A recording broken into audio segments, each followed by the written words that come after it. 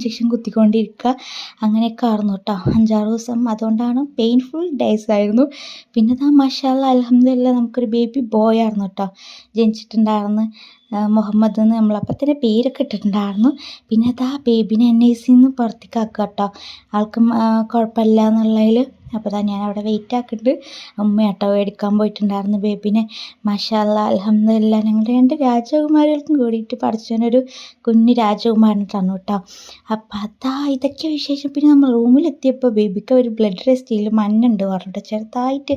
അപ്പോൾ ലൈറ്റിലൊക്കെ ഇട്ടിട്ടുണ്ടായിരുന്നു. അപ്പോൾ നേഴ്സ് വന്നിട്ട് ആൾക്ക് ഗ്യാസൊക്കെ കൊട്ടി കൊടുക്കട്ടെ. പിന്നെ ചെവിയിൽ ടെസ്റ്റ് ഉണ്ടായിരുന്നു. ഉമ്മ പിന്നെ BCGക്ക് കൊണ്ടുപോയിട്ടുണ്ടായിരുന്നു.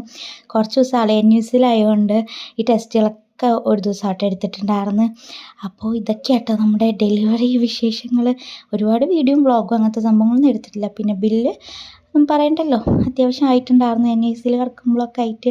അപ്പോൾ ഇതെൻ്റെ ബില്ല് വന്നപ്പോൾ ഞാൻ അടുത്ത വീഡിയോ കേട്ടോ. അതുപോലെ കുട്ടിക്ക് വേറെ ഉണ്ടായിരുന്നു. അങ്ങനെയൊക്കെ ആയിരുന്നു കേട്ടോ. പിന്നെ അവിടെ നിന്ന് വരുമ്പോൾ നല്ല വിഷമമൊക്കെ ഉണ്ടായിരുന്നു.